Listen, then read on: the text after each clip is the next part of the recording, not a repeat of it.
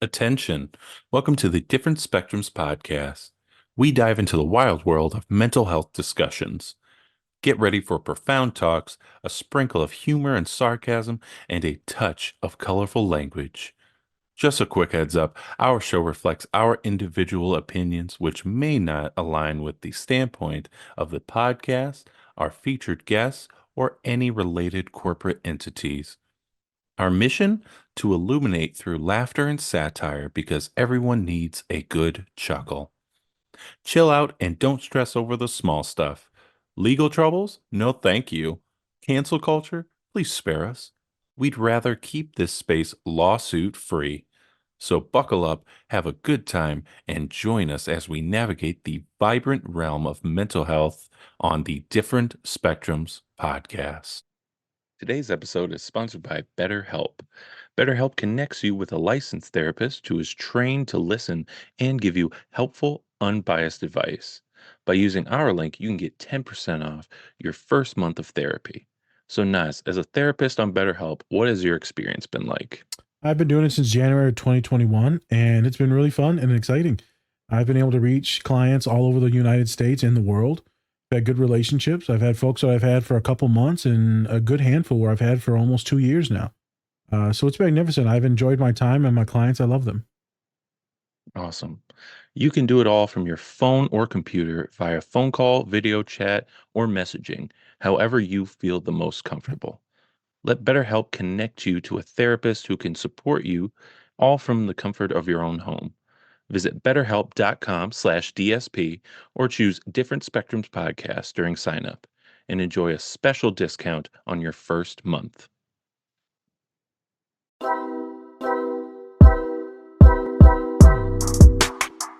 Hey everybody, we back again. Hey, we're back. We're live.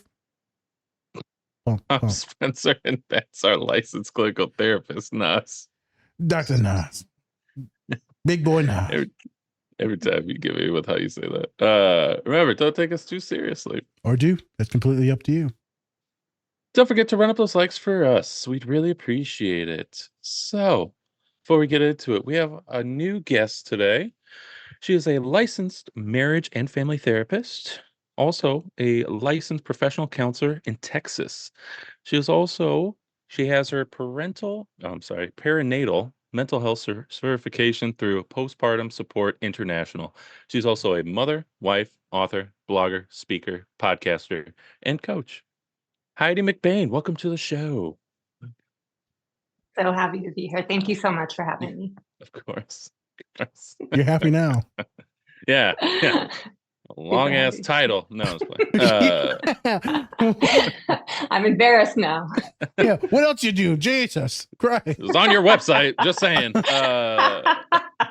You told us to say this, Heidi. Super embarrassed. Yeah, sent an email. It was all caps. Okay. Anyways, thank you for being on the show. We appreciate your, not your humor. It is hot in my room, so I'm gonna be sweating up through this. Anyways, hey, before we get into it, be a man. Talk. Or cry. Or love. Or love. Yes. Love. Cry. There it is. God, I'm never gonna get that. So, anyways, story time before we get into the show. Nas? You didn't even talk about what we were gonna talk about. I will get into it. Should I introduce the topic? Yeah. We'll get into it. Don't worry about it. It's fine. So, as a prelude to today is a Mother Day's episode, even though this won't release until next month. Yep, it was a really good scheduling there on Father's Day. This will release. That's right. On Father's Day. It on Father's Day because we know all the real mothers out there are actually fathers. All of the above. All the above, technically. Yeah, a lot of parents are all the above. Doesn't matter what gender, you're doing everything. Everyone's doing everything now. Life's too hard not to be doing one role. Yeah. But we're doing a podcast on a bunch of different things when it comes to newborns, children, raising them, postpartum. And so we're excited to have you on as a guest. I want to take a little minute of story time and making sure folks that are mindful in these things. I know this will come out, a month from now, 4 weeks from now, but still, appreciate the humans that are in your life. Me and Spencer we do a lot of podcasts on relationships, families, loved ones. We've done a lot on death, sadness, community, a lot on community. Someone that's lost their mother, cancer, brain cancer. And it was very quick, diagnosed, couple months, gone. Appreciate the people that are around you. As I talk to my coworkers as we get older and older, there's a lot of people dying these days from different things, cancers. You get to this age and you start to really be mindful on who you have around you. So make sure you're telling people that you love them. Pay your respects to your mothers out there on this Mother's Day, on Father's Day. You should do this more often. I know it could be hard when your mom says, I love you, and you're just looking at them like, I don't want to say it. Just say it. Because you don't want to leave, and then let's say you go on a bus ride, something happens. You go to school, something happens. So end it on a good note. I tell this all my clients, end it on a good note, right? You don't need to be leaving your partner and you both hate each other. Because what if? So for all of those of you that don't have any mothers right now because things have happened and they've passed away, my heart goes out to you. Hopefully you're taking the time to pay respect to them, but also take care of yourself on this hard day, and then also Father's Day coming up. So appreciate Heidi being here with us, and she's going to teach us some stuff. We're going to have some fun. Yes, but rest in peace, Melva Guerra. So let's get into the pod. Whoop, whoop. Whoop, whoop. Whoop, whoop. She over here appropriating us now, Spence. Ain't that some shit? They always do it, goddamn. Leave it up to the white women. Joke. Just get on the show. Just like, you're white. Like, yeah. You booked me as a white person. You wanted this. I did. God. All right. All right, let's do it. Okay, so that was it. Yeah. I knew I was going to end it with a little funny laugh, right? Because I didn't want people to be super emotional. Yes, don't sit in your emotions. That's terrible. Well, I also don't feel like fucking crying before the pod, so. Well, you brought up. Oh, never mind. I know I brought it up because it was the right thing to do. It's the right thing to do. I actually said her name too. It's like, oh God. Yeah, you're doing it to yourself at this point. I know. Well, no one does it like I do myself. Okay. Well, let's move on to the show. Jesus. Dr. Mason's office. Miss Zod, it's nice to officially meet you. Please call me Elizabeth. I am so very sorry for your loss. Evans was a good man and a good rower. You should come rowing with us as soon as you're ready. You're not exactly getting out there in this condition. I've been erging. Good God. Is that bad? Calvin built an erg. Well, yes, I would imagine he would, but it's just I've never heard of anyone erging on purpose. How far are you erging? About 10,000 meters a day.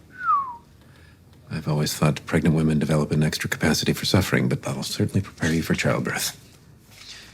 Well, it all looks good on your charts, but why in God's name has it taken you so long to come in?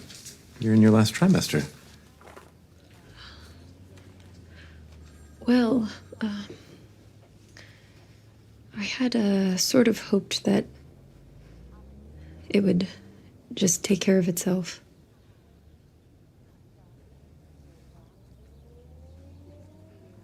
Miss Sott, do you have someone you can lean on? A friend or a relative? Your mother? Someone? I have a dog. Dogs can be good companions. And a neighbor that I sort of know.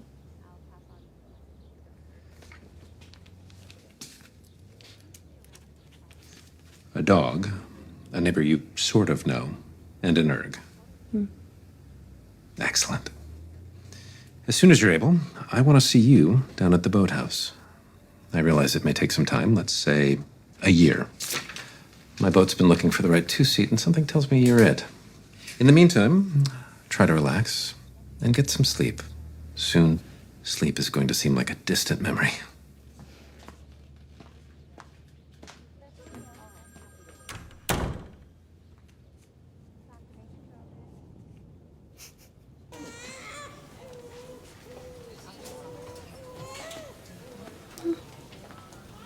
Your daughter is just fine.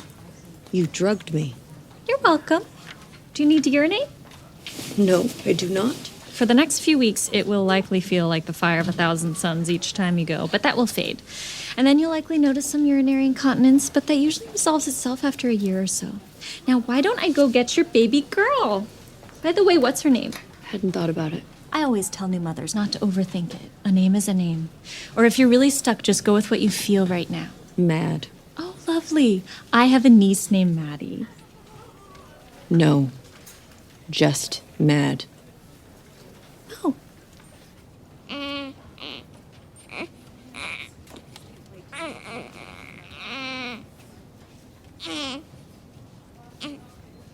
Hello.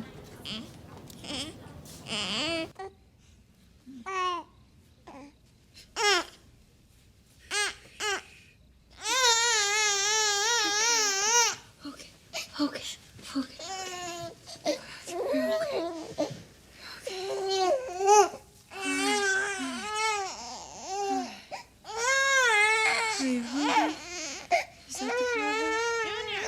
Let's go inside, thank you.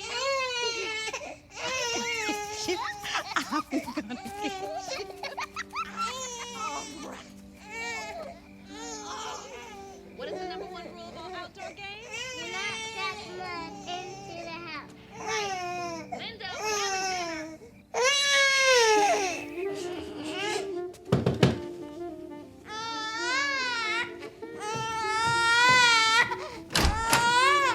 Hi. She won't eat. My doctor suggested formula, but there's a study out of Colombia that suggests that breast milk is the singular conduit for antibodies from mother to infant. Not to mention that breastfeeding releases oxytocin, but I just don't think that oxytocin is going to help us when she dies of starvation. And I have so much to do, and I can't do a to-do list because then there's one more thing to do. I'm exhausted just listening to you. Oh, God. I'm so sorry. I'm not myself. I can leave. It's fine. I am making tea in the kitchen anyway. Does anybody need anything? No, I'm thanks. fine.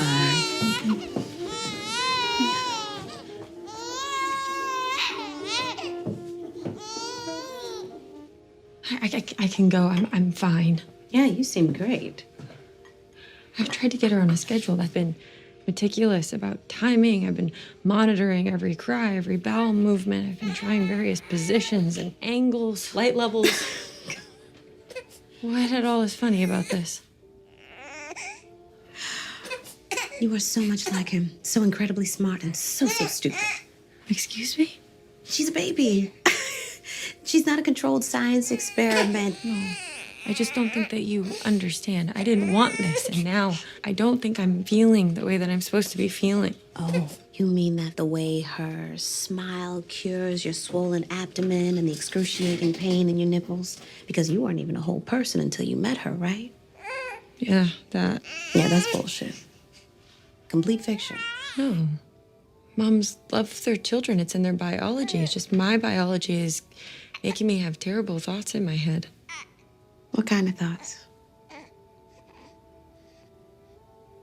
You could say it.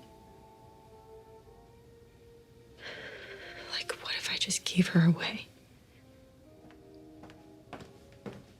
Hey, Agnes. How many times did you think about giving Bailey up when he was brand new? Why? Is somebody offering? Purely for research purposes. The answer is twice a day. My breaking point with Linda, day 6. So, you're saying at some point Matt and I will have a relationship built on mutual love and respect? Matt? Is it Madeline? Is that a family name? No, the nurse just told me to name her what I felt. You're kidding. I should have named my kid Scared and Exhausted.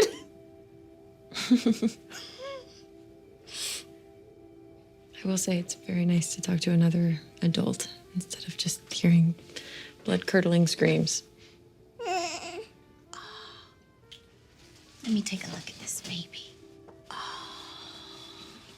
Okay. Hello, Matt. Oh, you're so good, aren't you? Yes, you are. You know, you'd be surprised how much you can learn about a baby at this stage. They're constantly revealing their future selves in the smallest of ways. And this one, she can read a room.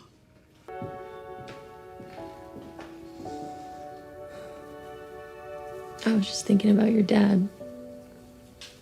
He used to say that jazz taught him how to think, how to sit and let the ideas carry him where they may.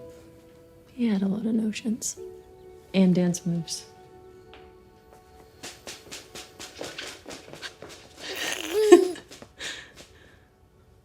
Wait, do you think that's funny?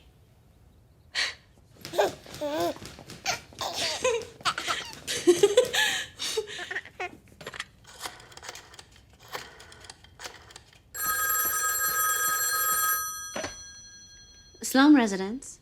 Listen to this.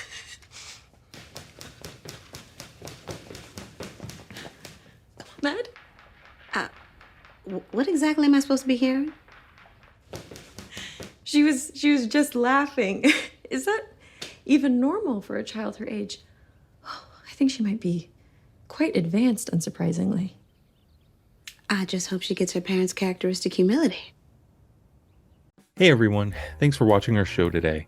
We just wanted to take some time to give a special shout out to our collaborator, Cat and Raven Design. They are a small queer-owned business that specializes in LGBTQ plus pride soaps. They have great designs, some that even look good to eat, but don't. You can get 10% off your entire order if you use the code DSP or go to our link tree. Help support this great small business and help give back to a great community. And we back again. We're back. And we're live. Just like, I can't think of nothing but toes. I'm sorry. What? I don't know why. What are you talking about? I can't. I'm sorry. I went straight pervert. Sorry. I have toes. What is wrong? What is wrong with you? I couldn't think of I thought of a frog because I was watching these frogs earlier today and then immediately went to toes. Let's get into the show. Autism. Autism. Autism. Anyways, before we get into the show, lessons in chemistry.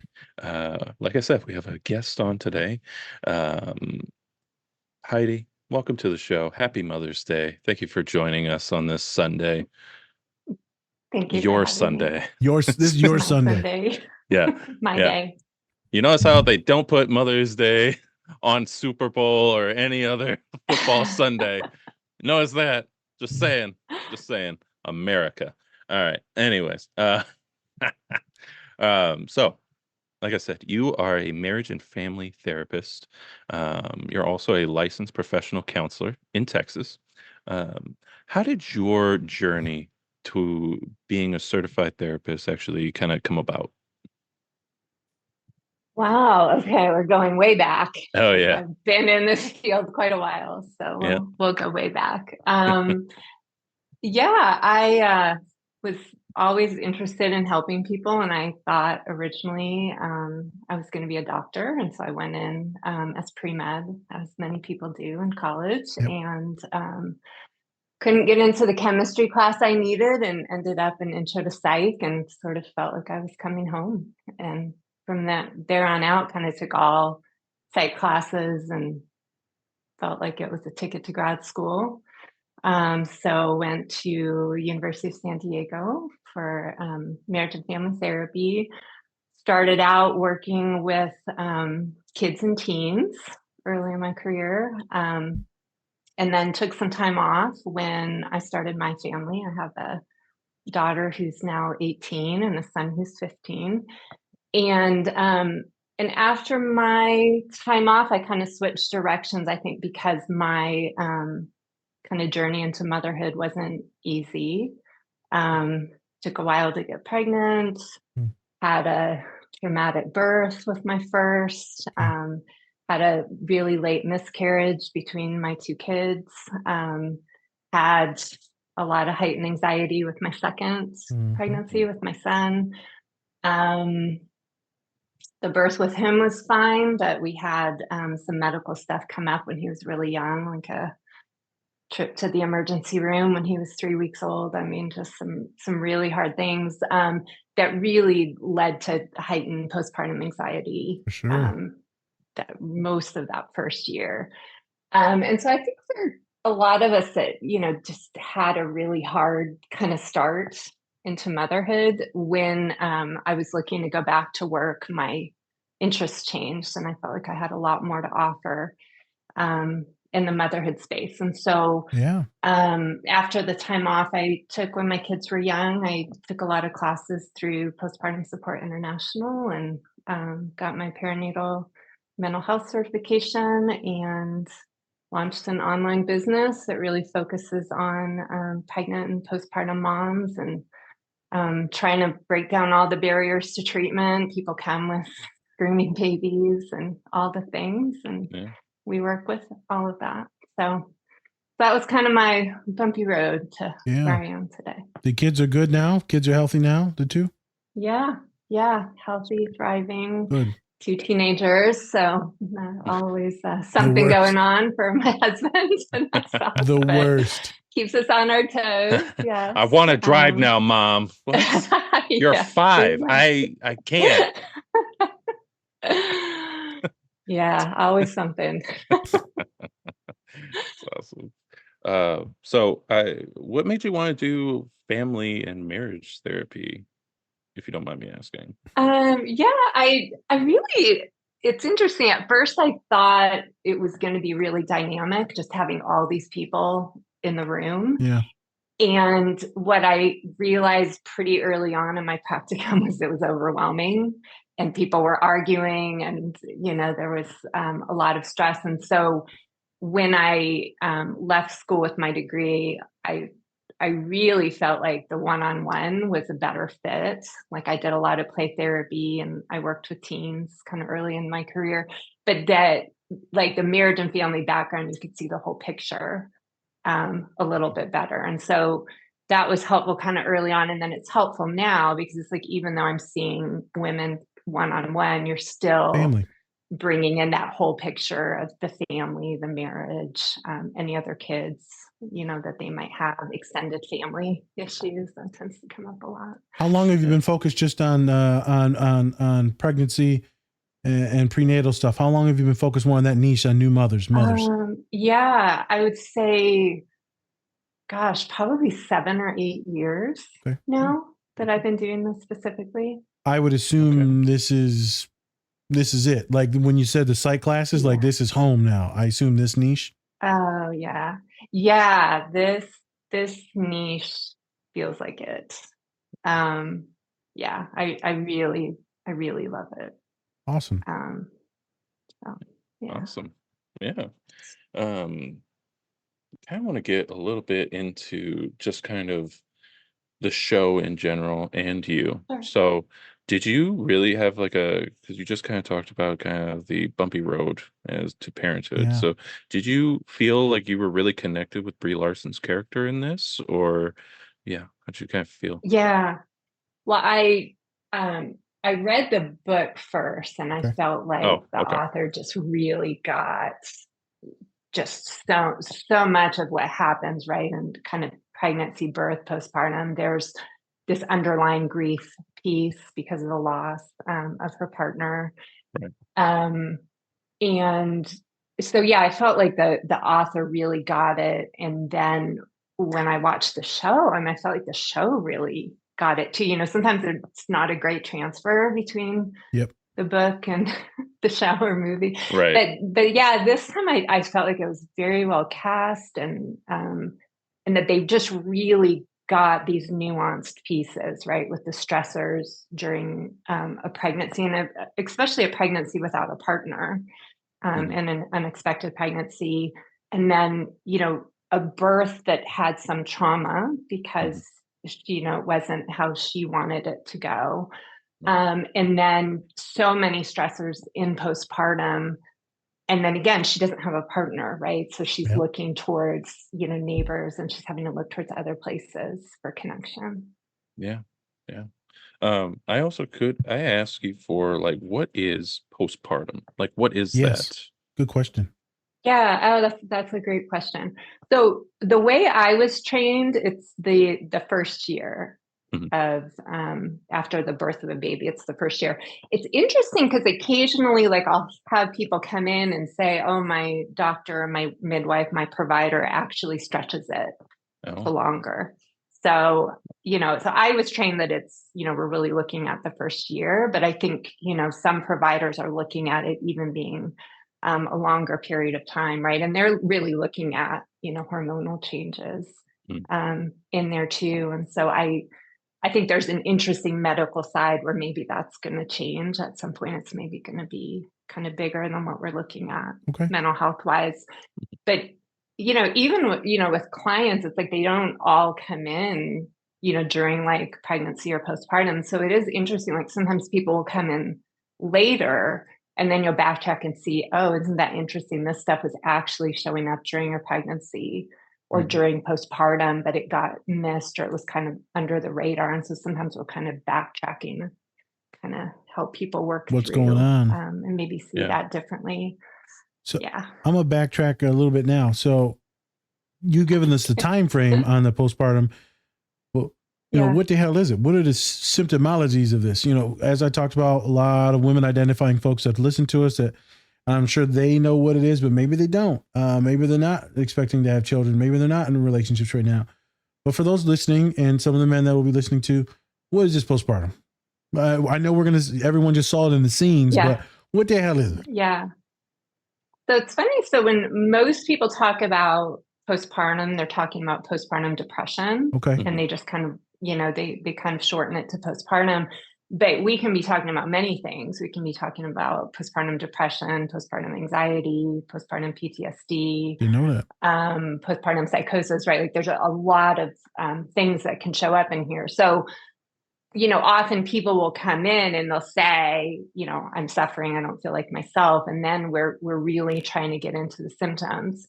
So with postpartum depression, I think what's so interesting, especially with clients that have had depression kind of outside of the perinatal period, is that they're thinking, oh, I should be a certain way if I'm depressed. Maybe, I'm in bed all day or, I'm not functioning very well. But it often shows up more as like anger or agitation. Irritability. Sometimes people not connecting with their baby or not feeling connected to their partner. Or they'll come in and just say, like, I just don't feel like myself. And then we kind of get into it. And it's like, okay, it does sound like maybe some postpartum depression symptoms. And then some of the other things, when we're screening for depression, you're looking at sleep, you're looking at energy level, you're looking at eating, like you're looking at some stuff that, in early postpartum, that's going to be out of whack anyway. I mean, really can be, depending on how somebody's baby is sleeping, it could be the entire first year, right? Where they're not sleeping well or they're struggling to remember to eat, and not having energy and stuff. So I think that's why it often shows up more as like agitation, irritability, anger, even rage. Sometimes people come in and be like, I'm usually a pretty chill person and I feel like I just want to be raging at everybody in my life. It's like, okay, let's talk about that. So do they actually rage out on people or do they keep it in? Or do you feel like some of them do externalize it? Yeah, I would say it depends on the person. I mean, often I would say if they have a partner, it's often taken out on the partner. And so sometimes I'll get calls from partners saying, I think something's going on with my wife. She just had a baby, and we'll talk through. And, she may have postpartum depression, maybe have her reach out to her doctor and see if we can get her screened. But I think because it's, like the label is depression, we think of it differently in society. And so I think that's what can be really confusing in postpartum, or even during pregnancy too, right? Sometimes the symptoms show up even earlier, is that it doesn't show up typically in the way it would show up outside of the perinatal period. There's much more anger, agitation, irritability. Okay. Often. Not for everybody. I had a random question too, but random question here, Spence. Have you seen any folks that not just neurodivergent, but like maybe are identified as autistic? Or do you know if they've been diagnosed autistic and then how they've dealt with postpartum? Because many of my friends, best friends, and many of the folks that have been on this podcast are autistic. And, everyone's having babies now. And pretty much all of them have had some type of postpartum, whether it be the depression, the not being able to connect. The C-section messed a lot of folks up because it had to be, labor had to be induced. Some of my friends, they can't breastfeed. And so that's a whole thing. That's a huge one. Huge thing. And that leads to all these other different things that are going on with their bodies, and they can't walk and function and wrists. And so I've seen a lot of my homegirls extremely depressed. And, the dad's stepping up, right? And so even the best friend right now, the dad's stepping up, he's a magnificent dad. But his magnificence being a dad, I can tell directly affects his spouse. Because the kid goes right to the dad. And my best friend, he thought I had a heart attack before the baby was there a couple times because he thought he was going to be a piece of shit as a father. And it turns out he's the most magnificent human that there is. Yeah. But his awesomeness, like I said, is impacting the mom. And so I was there talking with him and her, right, trying to work through this and like, hey, man, this is why I think she's acting like this. And she also has the anxiety. Some of my other friends had that anxiety. I guess I didn't realize that heightened anxiety because they're in fear for their kid or they're not doing this right. And so she shows that in the show. Well, I'm clocking all this and that, and they're crying the bowel movements, right? And so some of my friends are doing that. I can just tell they're going so OCD and so overwhelmed. But their hyper-focus thinks that everything should be regimented. So have you worked with any folks that identify as autistic? And if not a big deal. Have you heard these stories? These stories sound familiar? Yes. So these stories sound familiar. I would say, like, I know some people in my personal life that like do identify or are like actually have a diagnosis. Yep. What's interesting with clients is that maybe I'm picking up on something else, but they're maybe not quite ready to be screened. Or so I feel like we have to also tread lightly around like the diagnosis piece, right? Like somebody really needs to be ready for it. Oh, correct. And able to see it. So sometimes that will come up where it's like, this might be part of the struggle. But depending on what they're coming in for, right? If people are coming in, I sort of see one of two clients, right? People that are coming in just to kind of manage symptoms, and they tend to be here for, kind of a shorter time. And once their symptoms are managed, right, they go, and they may come back at some point in time or they may not. Or other people will come ready to do all the deep work to hopefully undo the symptoms and get to the root of stuff. And so for them, I'm having some interesting conversations around like, maybe we want to do some extra testing, and maybe we, want to talk to a psychologist or psychiatrist around some of these other things. So it's funny. I've recently had a conversation around that, but I think it's, it's one of those things where you have to tread so lightly, especially in adulthood, if people don't have the diagnosis yet, right? It can be very scary. Totally. Yep. Spence, you had any more questions or no? Because I had just one or two. Yeah, go for it. Earlier you mentioned, actually real quick, I'm going to make it's not a pun. It's like an ironic story. Ironic. She said that she couldn't get into chemistry class, Spencer. And that's why she became, working in this field, mental health. And now we're doing a friggin' podcast on the lessons in chemistry. Isn't that just how it works? Always comes really back around. It's like a really circle. It's like a circle. So if I was your therapist, I would have latched on to that and held that at the end. And then I would have pushed dramatic, deep voice. And I'm like, look at you now. Look at you. Look at where you're at. I just thought that was pretty interesting. Like, this is what you brought to us. Yeah. And then chemistry, motherhood. Yeah. And then a second ago, you said there's some neurochemistry that's going on.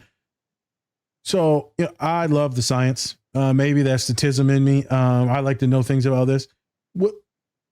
What's going on with the science? So, right, in this motherhood, because I'm sure hormones are everywhere. I mean, I don't know.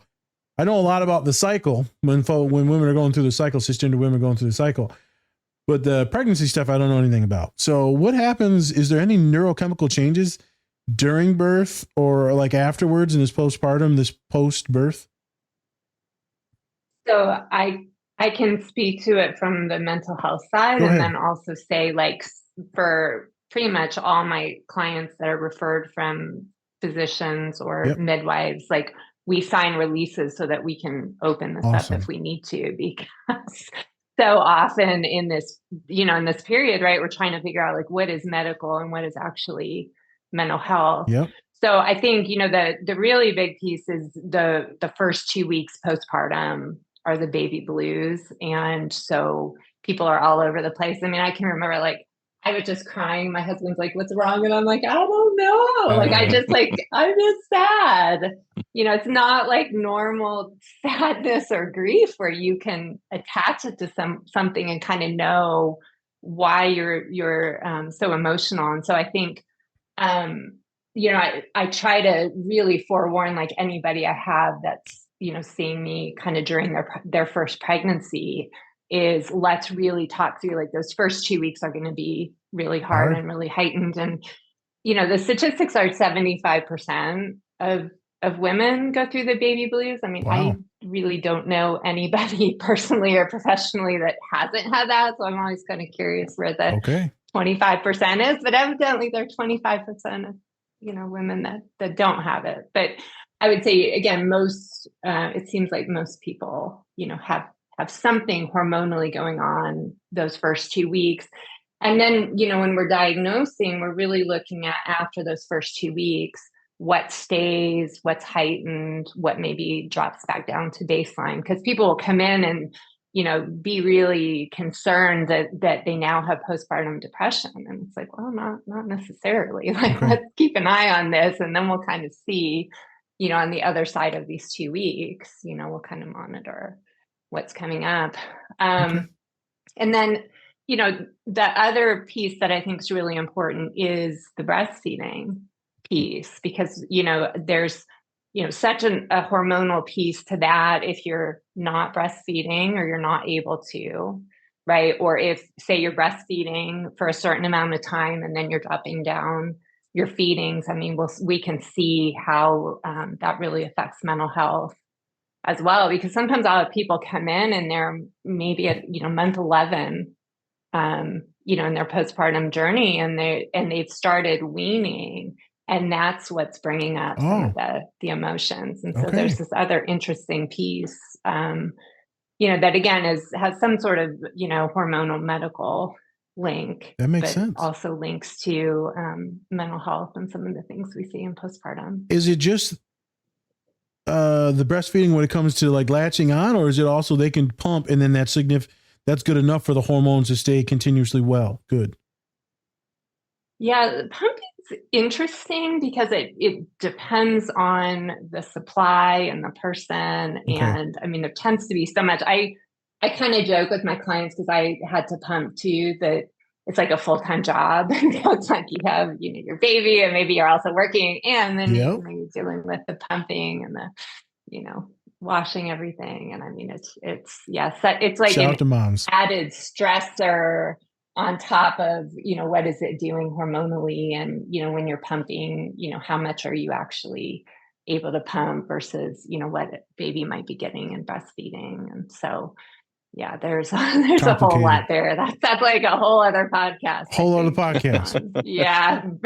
Breastfeeding, pumping, the feed, bottle feeding, formula feeding. Yeah. Okay. Special formula. Just so much that goes into motherhood just in general. It's a lot. And then she's doing it without a partner. Right. You can't even imagine, So they said, "You got anyone?" Well, I guess we'll wait to the scene. She said, "I got a dog." Jesus. Poor girl. Interesting. Spence, I was joke intrusive thoughts. So this is a funny one. Then I'll kick it back to Spence, because then I'm done. She said, it's 75% have the baby blues, and the other 25%. I'm like, damn, who's the other 25%? I said, those are the ones that believe in Jesus Christ. I'm joking, completely joking, sarcastic. Spencer's like, no. The rest of them sinners. Here, let me throw this cap over to you. Yeah. Here. Let me throw that to you. But that's just, I thought it was, intrusive thought. I thought it was going to be funny. But the thing is, you're probably right. It's probably majority of. But the question is, who the hell is that 25%? I don't know.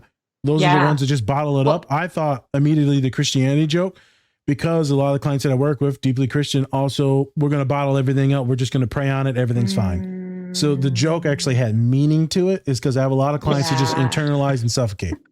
Just saying. I don't like how you have to give meaning to your joke by saying, this joke has some meaning, folks. Why aren't you laughing? No. Yeah. Well, now we understand it. Yeah. I would love for you to get on stage and be like, hey, folks, why aren't you laughing? This is actually pretty meaningful stuff. Hey, there's always a method to the madness. There's always chemistry in it. Anyways, let's get into the show. I'm done. So, lessons of chemistry. So I'm gonna actually, Heidi, would you give a brief kind of like, what is the show about? Sure. So Lessons in Chemistry is about a brilliant chemist who loses her partner and finds out she's pregnant with his child, and has to go through birth, postpartum, and raising this girl on her own, while also trying to figure out a way to work and bring in some money and have some connection and support to other people. Right. And so this show is set in the 1950s. And so I'm not going to say, we have come a long way, I think, as just like society, and when it comes to just medical terms and just kind of saying like, oh, we can have specialists and this, and this, and you're not just like crazy or whatever, right? But in the first scene that we watch, she's at the doctor's office. I believe she found out she's pregnant through the doctor, right? And just getting like a checkup or something like that. Or she actually knew, because she's in the like chemistry field, so she didn't actually take a pregnancy test, but knew like biologically that she was pregnant. She went to the labs and it was just like, God. Did her own test. Fair enough. Yeah, but also trusted her body to a point, right? So it was like that place of, I felt like it was going to take care of itself. Like my body was just going to do what it needed to do without medical intervention. But then at some point decides like, oh, maybe I should actually go in and see a doctor and confirm everything. Yeah. So at that point, I thought she was talking about having an abortion. I didn't think that she was going there to make sure it was healthy. I thought she didn't want to have the child from that scene, but that's not what it was. She was going there to make sure the child was good. Yeah, it's interesting because she was a lot in denial, I think, because of the grief and because she didn't want to get married or have kids. So I think it was like the grief kind of buffered her to a point, but again, I think because it took place in the 50s and, there was an attachment to her lost partner, that my impression from reading the book and seeing the show was that she was just kind of going through the motions, trusting her body, and was going to have this baby on her own. But other people may have other opinions. Can you imagine though, having a baby on your own and you're a chemist in the 50s? I mean, women don't have these jobs probably anyways. I mean, we're not far from like the women's right to vote and this type of things. And she's got a chemistry, she's doing her thing. And then now your partner now a kid. People can't even have kids these days with jobs and without, it's wild. Yeah. Do you know if this was based at all on somewhat of a true story or no, the book at all or no? I don't think so. I think it's purely fiction, but I guarantee it's happened. There's no way it hasn't happened. Yeah. Well, and in another scene, she was actually fired from, like, she was doing work with her because her partner was also a chemist. So they were doing work together. And then when he died, she got demoted. And then when they found out she was pregnant, they fired her. And then she actually ends up using chemistry to cook and ends up with a cooking show. And so, oh, wow. Whole other, go. whole other piece. So, but yeah, so she's a working mom all the way through, though, a working single mom. Working mom. And that first scene, they talked about Argo, or what was that? Was that rowing or something? What was that exercise they were talking about? Yeah. So her partner was a rower and was trying to get her into it, and he had built a rowing machine for exercise. And so this doctor, right, is impressed that she's exercising through her pregnancy. And then I loved the very last part of that scene, how like her prescription is, I'll see you in a year so that you can come row with us. Like you'll have some social support and row with us once you've had your baby and had some time to heal. So. And it's safe to exercise while pregnant, correct? That's my understanding. I'm just making sure, we ain't medical doctors here, Hey, Yeah, none of us are doctors. But I'm a 1950s doctor. I have much knowledge of them at this point. Sure. Like, I don't know. You might be pregnant. Yeah, it could be a tumor.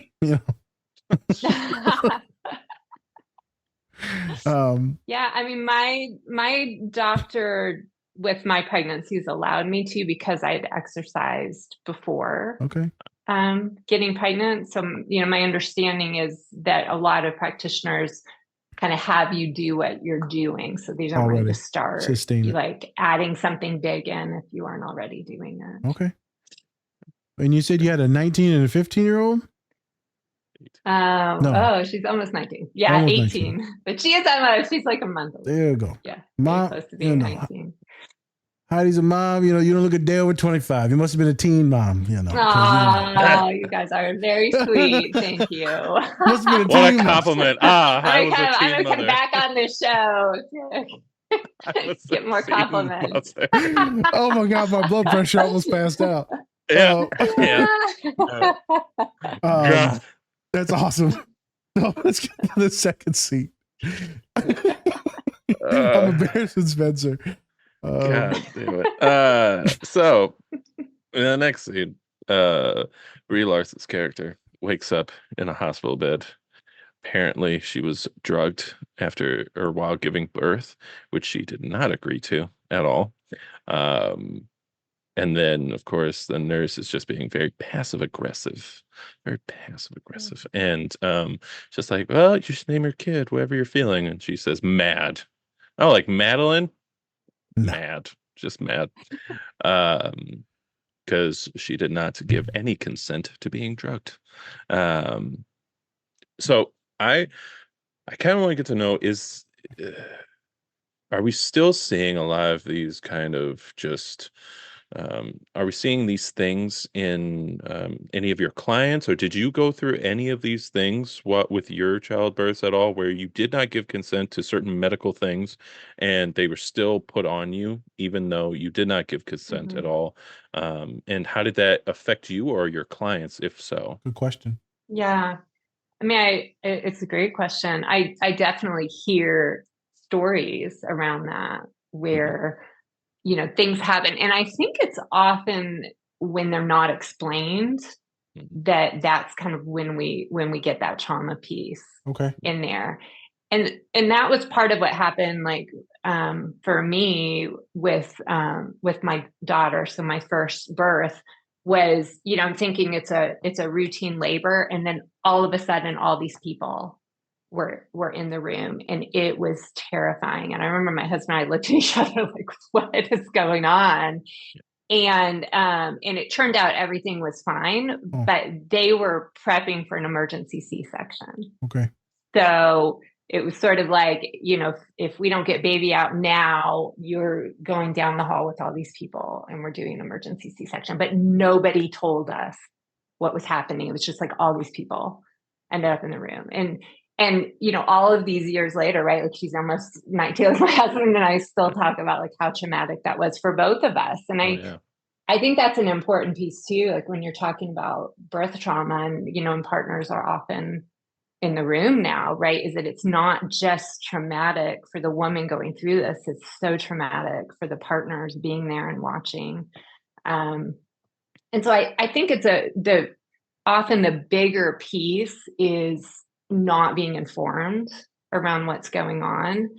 Now, that being said, I mean, definitely have clients that have had, like actual traumatic births where, they could have died or their baby could have died, right? So it's sort of that same continuum, right? Is it that big T or little T, and you get to define, for yourself, right? Like, where does it actually fall on here? Like, how scary was it? But I think, so often, with kind of the smaller T traumas, it's still traumatic, but often it's because you don't have the education around what's going on. And then, the big T traumas, right? It's sort of like anybody would look in and be like, wow, that person almost died. Of course, that's traumatic. But, it's again, still on the same continuum that we're looking at, like, where does it fall for you in here? And also, where does it fall for your partner? Sometimes partners are more traumatized, right? Like, I have a lot of people that come in and say, like, I'm really concerned about my partner because, they were there, but maybe I was passed out or put under, right? While they're doing surgery or something else. So yeah, so there's a whole gamut of stories in there, but I thought, this was depicted really well, right? It's like she wakes up and, and again, it's in the 50s. Right. So this, I think, was commonplace, right? Like, oh, you're going to have a baby. We'll just put you under and here's your baby. Boom, boom, boom. But she didn't want that. Nope. Yeah. She didn't want to be put under. What are those? I have no idea. Yeah. Informed consent? What? Yeah. What? It makes me think about, I had a client and he was seeing me. Partner was seeing me. The mother wasn't seeing anyone. They were fine. They weren't fine, but she had the cysts, and the cysts were, large. It took out, they said, a 2-liter taken out of her. Oh. And size of a 2-liter. And they said, hey man, if you don't have this baby soon, they're in college. If you don't have this baby within the next year or so, you're probably never going to have a baby as a married couple. So imagine getting ready to graduate as a college student. And then you're like, hey, you're doing this now or never. And so they decided to have a baby. He came in to see me because he thought his wife was going to die from this cyst on her ovaries, and that was like eating away at things. Wow. And then he's excited. We're happy. We did it. And then he said, now, as the doctor said, we either do this now, we're never having a kid. And I was like, oh my God. So then they went through trying to have a kid, and it's not happening, and it's not happening, and it's not happening. And he's not getting a job, and things are getting heavier, right? And this is a couple years ordeal, me working with this awesome boy. And they have the kid. They get pregnant. Everybody's freaking out the whole time, anxious that, something was going to happen. So, and that anxiety with the partner was real. And I say, hey man, you need to tell your wife. You need to tell your wife that you're seeing me, that you're working on stuff. No, I don't want to put it on her. I don't want her to worry about me. Just needs to take care of herself. So he never tells her, which is fine. A year or so goes by, right? He emails me, gives me a gift, awesome gift. And he said, the baby's fine. My wife's fine, right? And that was magnificent. So the reason why I bring this up is because, I work with a lot of men too. Not as high as rate as women that I work with, but I work with a lot of men. And it's traumatic for everyone, even the before birth. So one of my best friends, Spencer hates when I do it, Lil Mike. Yeah, that's his name right now. Right now. Well, when the podcast starts off, it's a different name. It's Black Mike. There it is. There it is. Two descriptions, either short or black. I don't know. I was like, are these two different people? Nope, same person. Same guy. Same guy. So it's messed up. They told him and his wife, they've already had, I'm not going to get that. There was already complication with the previous birth. So this is public knowledge, so I can share this one. They say, hey man, there's some defects going on with the baby. You probably need to terminate the pregnancy. And then they went and got another opinion, right? And it's like, from the University of Michigan, they decide to have the baby. Baby comes out, perfectly fine. Perfectly fine, no complications. Doctors are like, it's a miracle, because there should have been tons of stuff with the neurology in their brain. Let me choke back these emotions real quick. There we go. So I got to see the baby. Big ol' eyes, happy, smiling, right? It's magnificent. Magnificent. There's the second child, right? And it was magnificent because they already had complications with the previous kid that didn't make it. So to see the baby is crazy. So can you imagine the trauma and the anxiety that he walks around with now? And this is right, a very strong, engineered, neurodivergent black male. He ain't talking to no one about nothing. Didn't tell me about this until afterwards. Wow. And I said, how come you didn't text me? I said, what about that text I sent you a while ago? He said, I still ain't responded to your text since November. Hey, you asshole. I'm your one of your you were I was gonna be the godfather of this kid. You didn't even text me. So a lot of men won't say anything. A lot of black and brown men ain't gonna say anything. So I love that you brought up the partners because a lot of them will be suffering. I know we're focusing on women. But this stuff affects everyone. No one this is your child. Well, and I think there are important stats here. I mean, when you're looking at mental health issues during the perinatal period, so pregnancy, postpartum for women, it's 1 in 5 that we know of, right? Yeah. So the people that are actually, that we know of and, are either reaching out for support, right? Or putting it on 1 in 5 prenatal tests and stuff. But for men, it's 1 in 10, which I find very interesting. Right. So to me, that's also a pretty high number. Yep. Right. I mean, it's not as high as women. But that there's also a piece, right? Like if mom is struggling, that often dad is struggling too. Yep. Right. So they can kind of be playing off each other. But sometimes, like I had a client, I saw her during pregnancy, and then she was actually good in postpartum. And she said, I think my husband has postpartum depression. So let's get him screened and get him some help. Yep. So sometimes we see it kind of flip-flop in there too. But so 1 in 10 men, right, have some sort of mental health, something. I guarantee it's higher. I guarantee it's harder. We're just we're not getting to seek it. Hopefully this podcast will help a few dudes to go talk. You don't have to sit there and suffer. You don't want to be burdened to your partner. Go talk to some big boy like me, or you can talk to a woman identified client. Go talk to someone, man. Yeah. But the scene, I get it. That trauma and all the medical trauma, that makes sense. Little T, big T, it's all terrible. Yeah. Yep.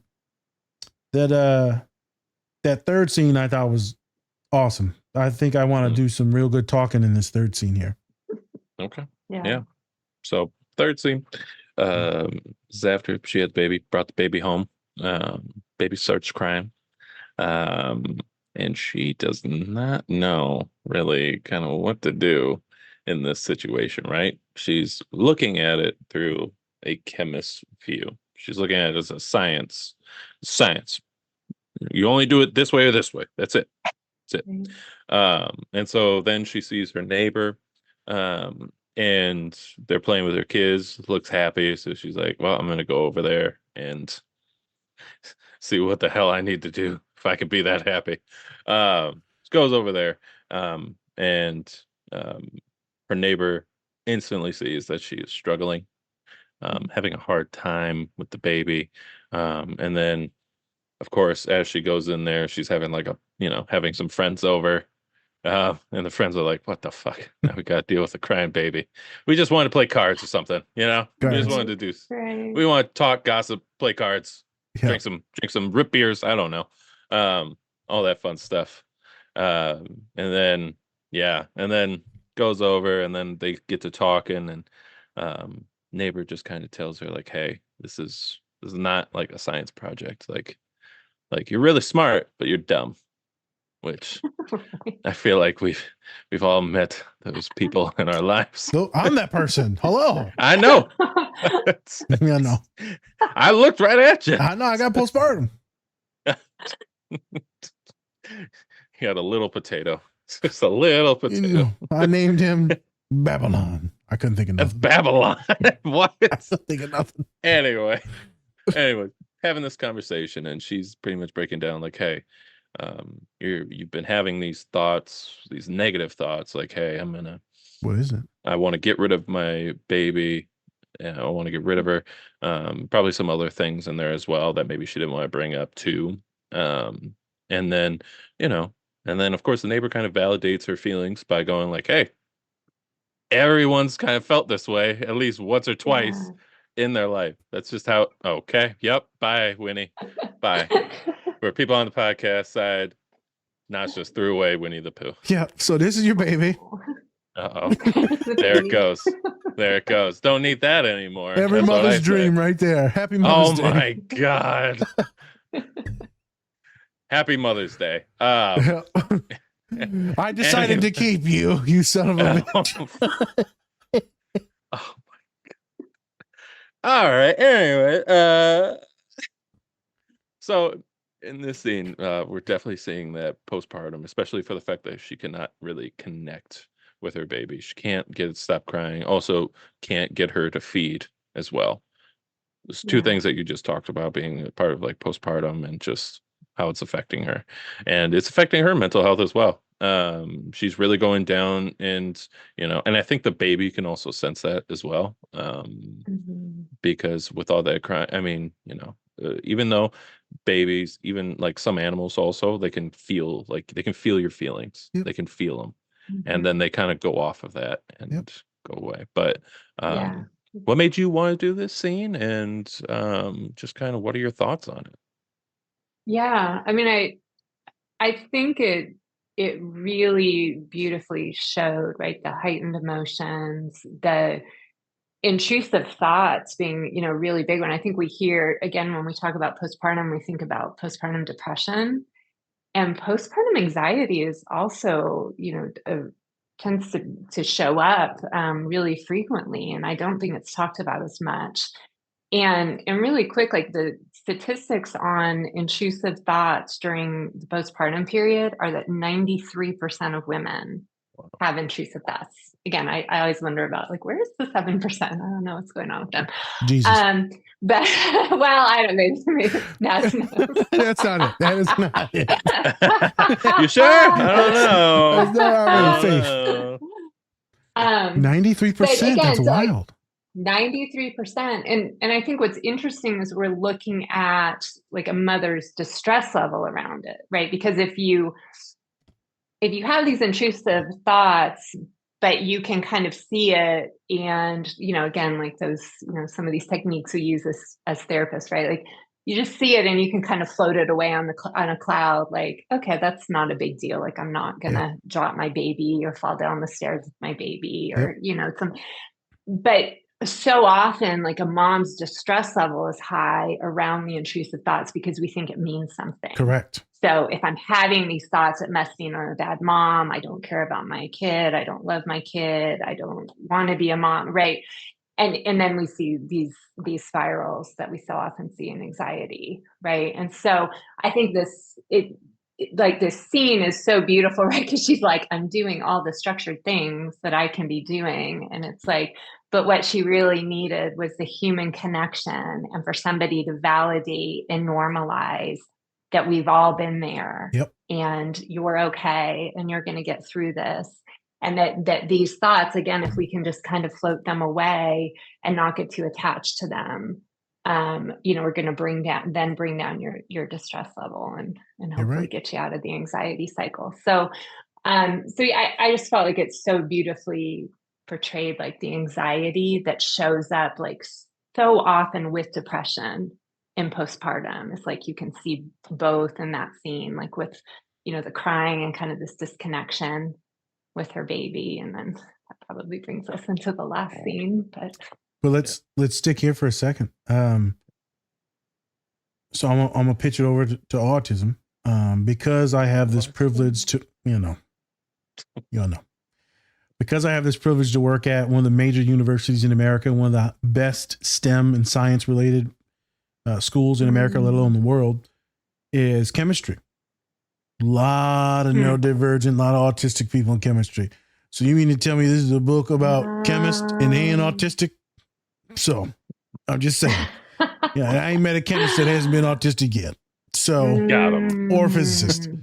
So I'm looking at this woman that's very specific and itemized. Maybe many of you would refute this and say she's just highly intelligent and maybe just likes things oriented in a certain way because she's so professional and successful, that you have to be some type of obsessive compulsive. I agree with that. For a lot of folks that get master's degrees, PhD, you have to be some type of obsessed to get a master's or PhD, some level of anxiety that propels you to do well, that helps your executive functioning get things done. But when we go into the chemistry field, we start to see a lot of neurodivergence, and all my master's and PhD students will tell you, oh yeah, the whole field. And so I look at her character being very itemized. I'm timing, doing all this. We could say it's a neurotypical mother that's just very anxious. She's doing her best. She's reading all the literature like all my other homegirls are doing, right? They're reading all the literature. They're doing everything like the readings say, but nothing's working. So hence comes, I'm a piece of shit. I'm doing it all wrong. My child hates me. I'm a bad mother. Not to mention probably the previous traumas that I know many of my women feel from their own parents. I'm just like my parent. Or, maybe they couldn't connect with me, so I'm not going to be able to connect with my kiddo. So not only is it the previous baggage, but then it's also maybe the neural spiciness. And then it just compounds. And now you're just completely freaked out. And now you're at a loss. And then you have an intrusive spike. I just wish the kid would shut up. I just want the kid to shut up, to go away. Maybe not I want the kid to die, but I just want to not exist, or maybe the kid not exist. Not die, but not exist. And so I'll talk to my many of my clients that are autistic about the difference in that, and how so many of my kiddos will get hospitalized, but they're not actually legit suicidal, going to harm themselves. It's the not wanting, being overstimulated, being overwhelmed, not wanting to exist. Can you imagine being someone like me, Spence, that gets overwhelmed? I was playing video games the other day. People were screaming and playing music. I literally had a panic attack afterwards. Can't imagine when a baby's screaming nonstop and you can't get it to be quiet. You can't get it to soothe. How big of a piece of shit you would feel like, and how freaked out you would be. Right. And I have many women that I work with that are on the spectrum. And they're like, there's no way I can have a kid. There's no way. There's no way I can do it. Why? Maybe if you have a partner, this, that. There's like, no, there's no way. And I said, that's completely fine. So then we talk about societal pressures to have kids and all that stuff, and the shame and guilt, being a woman with not a child or a heteronormative relationship. So this scene, not only is she like the depression, overwhelmed, but it just made me think of a young individual overstimulated. Yeah. Looking for answers, which is magnificent because you said the validation. But then Spence, remember, this is 1950s, like you said, and her neighbor's a black woman. There's some weird dynamics there too now, because they're in a more affluent area. 1950s, she goes to a black lady's house. All these black ladies like, what the hell? White lady coming in. White women just go anywhere in America. Oh, let's see. You think we just gonna know exactly how to treat your white baby? I'm just gonna take care of your white baby. Oh, okay. I laughed at that scene because the women there were like, tell her to leave. Can't do that in the 50s. Come here, baby. Come here, baby. Come on, baby. Come on, baby. We'll help you. So I love that because it's showing this very strong, independent, and highly intelligent black woman. But also it shows the softness in here too. So we always see race and we always say that, the black women can take it. Hispanic, Latinx, Latina can take it. They're strong. And it shows this white woman like cowardly. So you see this even in the movie that's showing you that the white woman needs to be cared for and nurtured, but it always shows the other folks very strong.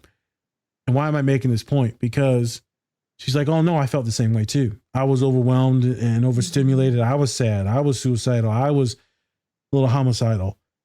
And so finally we get to see that softness in some other characters instead of like, we're dominant, we're strong.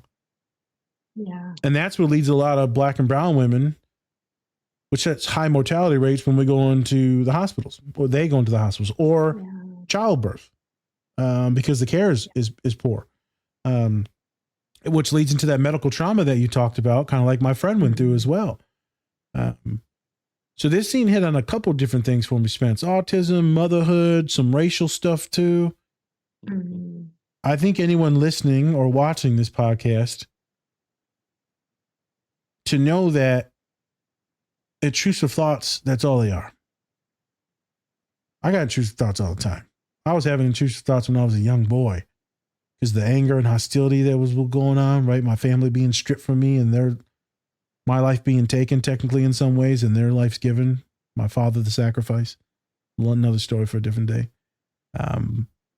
So I grew up with these intrusive thoughts all the time. I thought I was crazy as shit. Legitimately, I thought I was like a serial killer or something.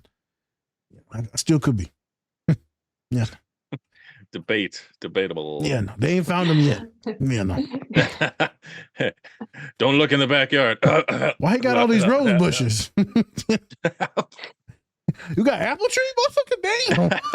Apple tree. Why is there an ear on this one? That doesn't make sense. I'll call that one Patricia. Yep. Oh my God. Stop. So intrusive thoughts are terrifying, and it makes most of my clients think that they're legit horrible. Mm-hmm. I have a lot that have intrusive thoughts, like maybe with the kid or other people, they'll be like, I need to kill myself before I hurt anyone else. That's how crazy it could get. Mm-hmm. And so you see these moms being like, hey, it's fine. I thought about getting rid of my kid once a day, once a week. And she's like, oh shit, okay. And what's funny is, I'm sure you know this too, Heidi. I'm sure you've said it. Everyone will be like, hey, you want to borrow kids for a week? People will say it to you all the time. Want to borrow kids? I was like, oh, I'll take them. Like, they're for real serious. Yeah. They never let me take them because I want them too bad. You gotta play it cool, man. You gotta play it cool. Don't want them too much. Just be like, I don't know, maybe. I know. I'm gonna have them all. Why they all got helmets and football pads on? Shut up. Oh, we getting them ready for the future. The little giants and shit. The little giants. Shout out Rick Moranis. So I'm gonna do a pivot. Heidi, how often did you think about getting rid of your kids? Oh my God. And not an intrusive bad way, just maybe giving them to like some family members, the next door lady. Yeah. I mean, I will normalize it for everybody. When you feel overwhelmed, you do wonder, like, gosh, could my neighbor take them for an afternoon? An hour. In-laws, parents take them for a week and just give us a break. Especially in the early days, because there's no break in there. I mean, you're not sleeping. Your kid is eating every 2 to 3 hours. I mean, it's every day is Groundhog Day, but you're just in survival mode. And so it's like, how do we normalize, right? That like especially those early days of postpartum are so hard for every single one of us. Yep. I can't imagine. Question. The clients that you see, Yes. Do most of them have good support systems, or a lot of them are coming in with not really good support systems, right? They got a neighbor and a dog. Yeah, I would say the neighbor and the dog is one extreme, right? And I would say most people, the other extreme, right, would be kind of full support, right? Yep. Good family, good friends, Yep. good neighbors. Aunts, uncles, I would say grandparents. I would say most people probably fall in the middle, where they have some support. And especially post-COVID, it's kind of interesting because I would say, some of the newer struggles are maybe around friendships. Yes. And, finding other moms or other new moms that relate to the stage that people are in. And so, so even if, they have family support, like there's often an area that's kind of lacking. So it's like if people have, good friend support, or good partner support, then they're maybe lacking somewhere else. So I would say probably the ones that have full support everywhere also aren't coming in for therapy. Yeah, because they got it. Right, is like, yeah, because they have it. I mean, I can remember, like, I used to go do presentations for like new mom support groups, and I kind of look around like they're good. Like, we talk about self-care and stuff, but they're good because they're coming to this group. Like, they have all their people here. So it's sort of like, as long as you keep coming here and you have, mom support and, babies and kids around the same age, like, you have an outlet. And as long as you, I think, have at least one of those, then people are often, doing at least okay, maybe not thriving, but they're at least, they have some support. a little bit better than just existing. How does one find connection like this? How does one find new mom support groups? How does one find Yeah. help, care? Because you said community, and that's what she needed. How does one find it? You go on the internet? What do you do? Huge. I would say Postpartum Support International has been really great as far as either virtual groups that people can join, or they'll try to hook people up locally. A lot of the hospitals I've seen, like will also have postpartum groups for new moms. As far as therapy, Postpartum Support International also has a therapist provider directory. Okay. And so then you can find people like me that actually have the certification. And so it's like the extra training for pregnant and postpartum therapy. And you have a Psychology Today profile too, correct or no? Or you used to? I do. Yeah. Okay. Yeah, I am on there too. Yeah, that's a good one too. And is postpartum a box that you can segregate clients by issues? I would assume it is, but I don't know. Yes. That's been a newer one that I've seen. Added. Or maybe that people are using now. Maybe is a better way. They just updated the website recently because they just added autism in there for the first fucking time. They had Asperger's in there, really? right? The old term. They didn't have autism in there until like a month ago. Oh. Really? Okay, I'll have to go on there. Yeah, so they have. I think it's pregnancy, postpartum, or maybe it's just pregnancy and postpartum. Okay, that's good to know. There was a third thing, but I can't remember. Yeah, so they do have a category. Okay, couple resources for folks. Just wanted to make sure that we were giving resources too. Yeah, always good. What we got in this last scene about? Yeah. So we finally have a happy moment. She kept a baby. Well, yes. Yeah. It's a little too late now. So she had a baby, and then she was talking about her husband / baby daddy, and was talking about how he used to love jazz and how he used to dance. Yep, just like that, Nas, up and down, up and down. Yeah, it's pretty much like the autistic dance right there. It's just I just put my heart and soul into the dance. How dare you? Yeah, you did. Yeah, you did. Big ass head moving up and down. Big old potato. And then makes her baby laugh.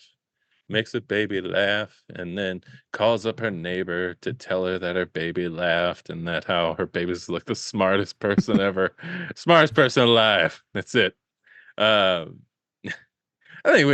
think every parent probably has all those moments where they have like one moment of like, hey, my kid's the smartest child alive after it just burped. And you're like, all right, cool. That's a good shit right there. That's a smart shit. That's the smartest shit I've ever seen. Let me tell you. I struggle. That baby don't struggle. Jesus. You struggle with the pooping or the wiping? Don't worry about it. Okay. That's for me to know in my underwear to find out. Anyways.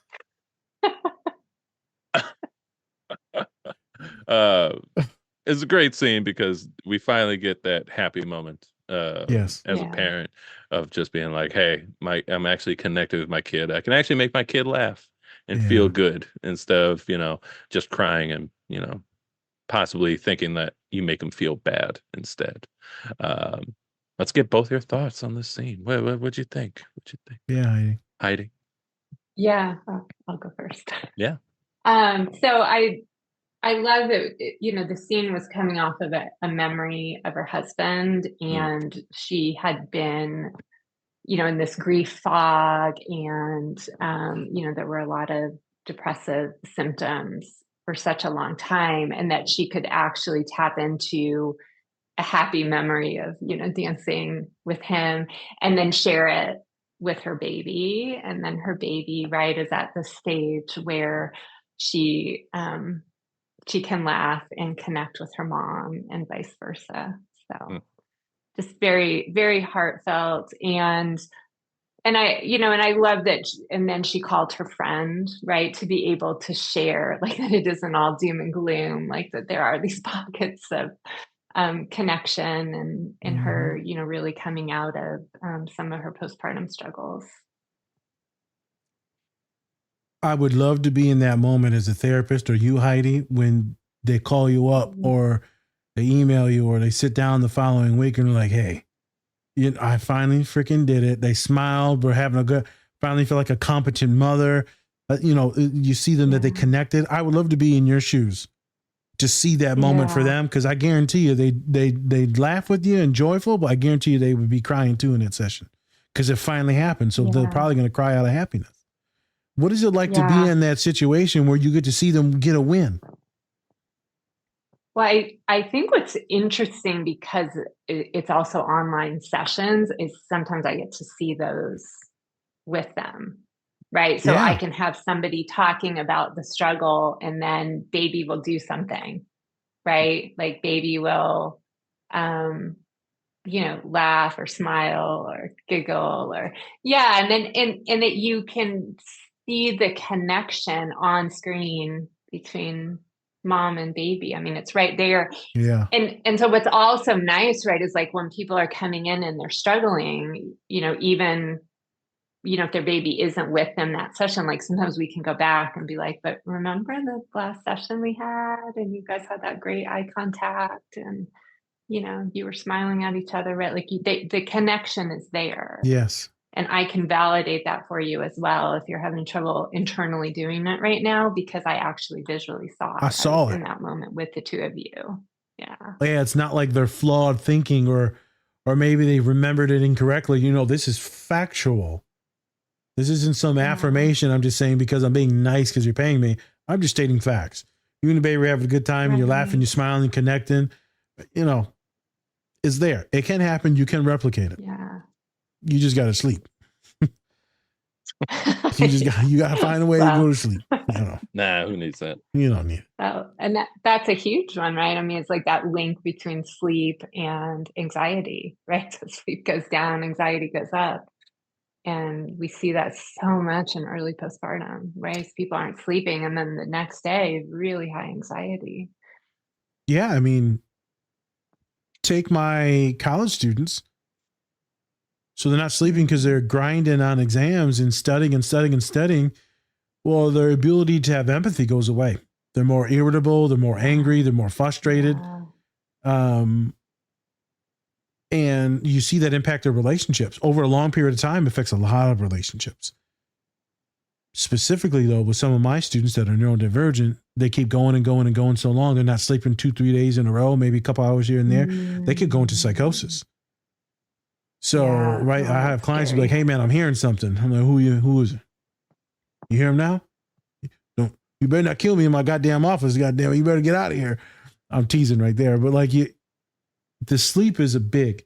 So I can't even imagine being a parent, being a neurotypical or neurodivergent individual, being a parent, and how important sleep is. And so having that good community has to mean a lot to just get a little bit of respite. I have some friends that have twins. So we had a current person on the podcast that had twins. She's like, Nas, I don't even know what the fuck's going on. And she's a therapist and she's like, I'm losing my beans. I've had some coworkers that are therapists that had twins. He's like, Nas, I didn't sleep for like the first 2 years. Because as soon as you change one, now you got to change the other one. Yeah. Oh, I believe it. Do you have any clients as we wrap up? Did you have any clients with twins? Yeah. Yeah. I have clients with twins. I have my two best friends from college, both have twins. Wow. And it's funny, they're around the same age as my son. And so we used to joke, like when I was struggling with my son, I'm like, oh, but you two have two of these. So I'm good. Yeah. I'm fine. Yeah, we're good. Don't you worry about me. Yeah. Yeah. I can validate this is hard. And I know it's definitely hard over there. I can validate that for sure. too. He was just happy to see her happy, even though the dancing was weird. It's just happy to see someone get a win. Yeah. And I like how she calls up her friend or her neighbor, because I think thinks she's her friend, but I don't know if the black woman thinks that she's her friend. Yeah, it's a one-sided friendship. One-sided. But it reminds me of my bestie Colin, and he'll put me on Instagram and said, "Look, she's saying car," and I don't know what to tell you, man. That she just mumbled some shit that was not car. He said, look, she can put the ball in the hoop. And then I'm like, so she gonna move or she just gonna sit there? I swear she did like a second ago. He's like, I swear she did it, man. And he literally would be like, dude, you're embarrassing me, girl. Move. And she just sits there and looks at me. It's because she gets distracted with the phone. So my big old potato head gets brought on the phone. Yeah, she forgets everything. You see this face? This is a traumatizing face. Yeah, it's just like, The baby's like, who the hell is this? Why is a potato talking? I don't get it. Daddy, make the potato stop. Why do we keep watching Toy Story over and over? It's like, we get it. Your toys that talk. Jesus. He calls me in legit ecstasy every time when she does something new. And so he's like, look. She can, well, you're supposed to do more like this in sign language, but she'll do it like this. Yeah. And he's like, look at her, right? She'll be eating or whatever. She just did it yesterday.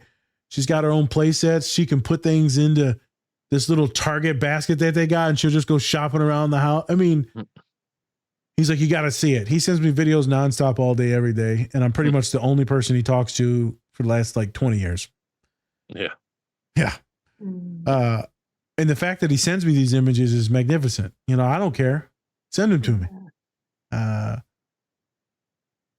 It's got to be awesome to be a parent to get those wins. Yeah. She can't talk that good yet at a year and a half, but she knows when you tell her something, she knows. Go get the ball, go get the car, go get your books, right? I mean, she'll go get it and then she'll bring it to you and then she'll run away. That's sweet. I'm done with this. So, Spence, you got any questions for her as we're wrapping up here? I think we're good. So for Heidi, for moms, new parents, right, going out there struggling with postpartum or just struggling with prenatal care, what's your advice to them? What do you want to say to the humans listening today? Yeah. I would say the first thing is, usually OB-GYNs, midwives, and now even pediatricians are screening new moms. Okay. Especially for postpartum depression, is to be honest on there with like really how you're doing. Yep. Because that's kind of the first place that we can catch people. And then, if you're honest on there and there are some concerns and you really are struggling, then the hope is that that one of these providers that you already trust can get you in to see a therapist, or sometimes, maybe you start with a psychiatrist if they're feeling like medication might be warranted. But to get you seen by somebody that can be getting you feeling better quicker so that, so that you don't have regrets around this time being stolen because you weren't feeling like yourself. Yep. There you go. Be honest. You're right. Because a lot of folks will be like, everything's fine. How you doing? Fine. You sure? Yeah. I saw you shaking that baby earlier in the waiting room. You sure you're good? Oh my God. No, but you're for real. Be honest. I just want to tell the moms out there, don't let your intrusive thoughts lie to you and fool you thinking that you're a bad mother or you'll be like the previous parents that you had. You write your own book. You write your own story. Continue to be you. Continue to be the awesome person that you are. Your thoughts don't mean that they're real. They're real actions. They're just things that come in there, especially when our hormonal levels are off, serotonin's off. You got this. You can do it. Much love. And if you need more help or support, those of you that listen to the podcast, we're going to have a bunch of resources in for folks that Heidi talked about today. They'll be linked in almost every place where this podcast is seen. Okay. Take us out, Spence. Thank you, Heidi, for coming on. Any plugs before we leave the day? Oh, for you. How about my website? Oh, yeah. So HeidiMcBain.com, and I have information on therapy, coaching. I also have courses. So okay. If you'd rather take an online course, I have pregnancy and postpartum online courses that you can Okay. check out on there. And it's HeidiMcBain.com. Any new stuff coming up? Any new stuff, new programs, new talking engagements?